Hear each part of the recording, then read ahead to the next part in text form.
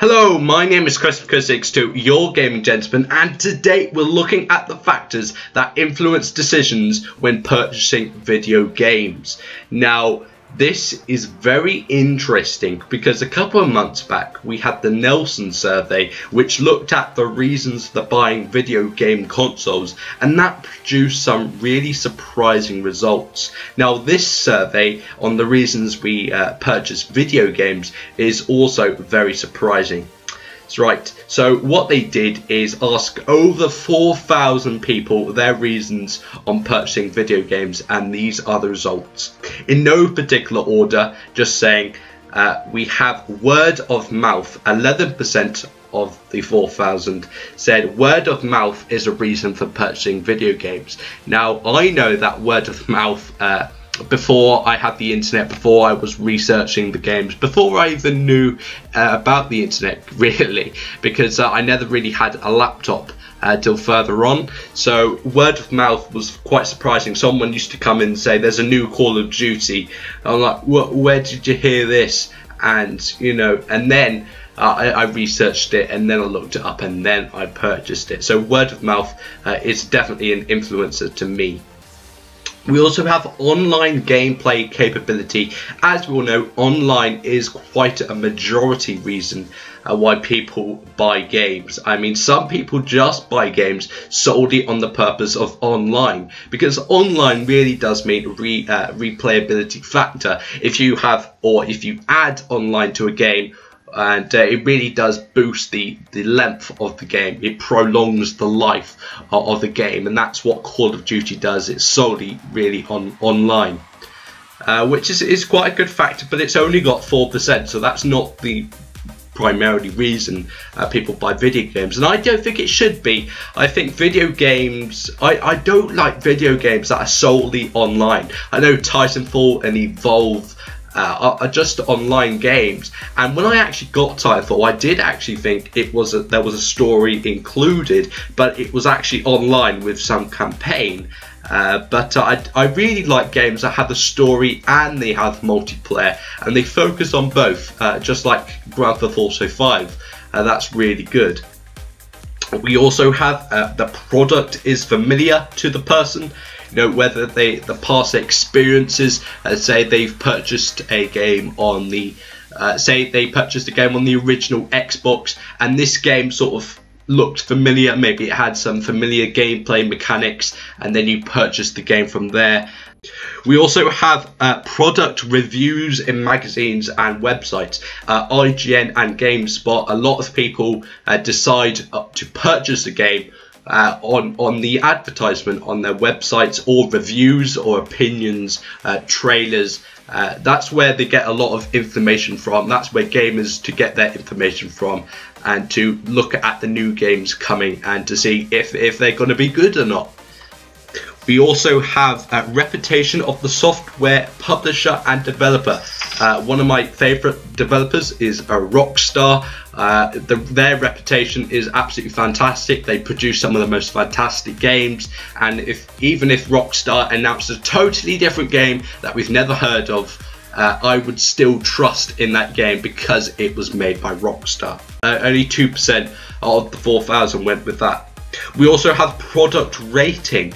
Now, Grand Theft Auto 5 again is an 18, and say Rayman Legends, probably the softest, or Minecraft, probably one of the childish friendly games on the Xbox One.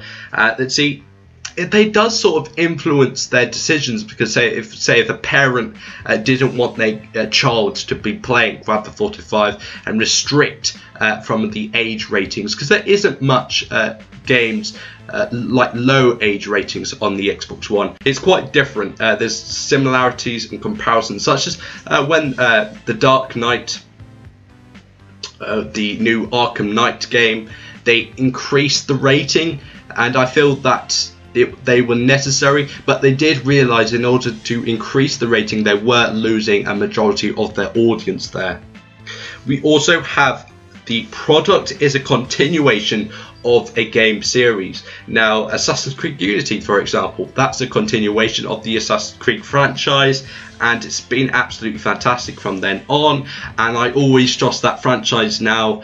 And and Call of Duty as well, you as soon as you see the other games, you want to buy other ones because you want to have that experience again, just as like when you first ever purchased Call of Duty, Assassin's Creed Unity, Assassin's Creed. We also have advertising, which is not surprising, on billboards. You don't really see that any often, and you mostly see some, like, on advertisements you normally see some new cars. You don't really see that. I haven't noticed it, but I don't really see that game adverts on TV anymore. I don't see games advertised on billboards like they used to be. If you go in Asda, there's not really any games signs. We also have educational value for 5%, which is very weird. I never bought a game on educational value, or have I? That is the question. Assassin's Creed Unity, I suppose I brought Assassin's Creed Unity because it also tells me about the story of the French Revolution. I felt like I've learned something from that game, so maybe that persuaded me to buy Assassin's Creed Unity to get education. I don't know. A lot of people actually do buy games on educational value, and maybe they want to teach their kids a lesson but don't want to say it themselves, so let them play a game. Maybe that might be the reason. We also have this. Now this is quite intriguing.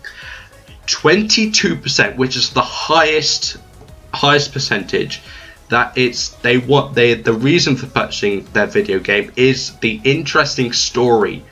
Now this is quite a good factor, and a lot of people do buy games on the purpose of the story alone. Now I think a great story should definitely be a factor for a game. I mean, you're not really going to buy a game if it doesn't have a great story to it. Say Call of Duty, you would buy the game, but I wouldn't buy a game if they had no story at all.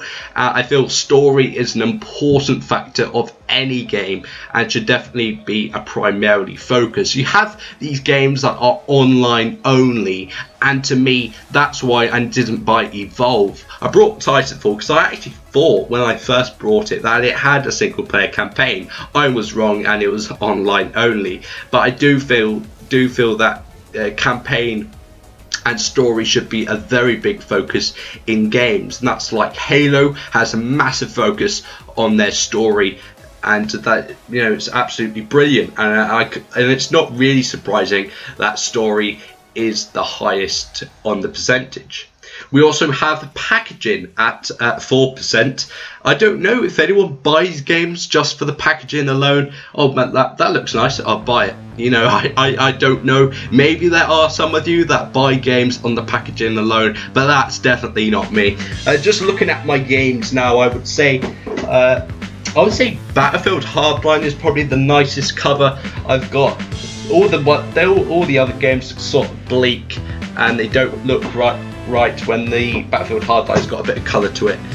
We also have price. Now price is a very important factor. I know a lot of people base their games on price alone, and that's got a total of 15%, so quite high. And for me, I would say price is definitely a factor. We have 2% on other, which is probably hearing it on a tweet or a message, something like that. We also have 4% is multiple players in a single location. Say an MMORPG, massive multiplayer online role-playing game like Neverwinter. It's quite low. I don't really feel that why people would buy that just for like MMORPGs, but fair enough. We also have the quality of graphics. Now this is very important, and I'll tell you why. It's got 7%, which is quite low on this scale, about the quality of graphics. Now, as we all know, graphics are a big factor, but they aren't the factor that sells games. And now this survey proves that. We know that graphics aren't the seller of games, and that story, and this is proof right here that story is more than graphics. Now graphics do make the game look good, make it look realistic, but the graphics shouldn't be the most important thing. And I think games like the Order 1886, not to pick it out, but they focused on the graphics rather than the story, and that has shown with the low sales. Now this is quite intriguing because in the Nielsen survey, where it talked about its consoles, they were stating that the graphics was one of the resolution was one of the factors why people bought consoles. Yet this study showing about why people bought games shows that graphics aren't a factor. So this is quite, in comparison with each other, quite different. You know, you're buying a console on the primarily, you're going to get better graphics, but then when you buy games, you don't look at the graphics. It's quite different and quite surprising. Now this is quite interesting, and I felt that I need to do this video to show you guys what are the reasons for purchasing video games. Now I really want your thoughts on what are your reasons on buying games, and also do you think which is better? Do you think graphics are better, or are you on the majority that story is better? I want to know. Right, thanks very much for watching. It's Chris62, your gaming gentleman, and I'll see you on my next video. Signing out.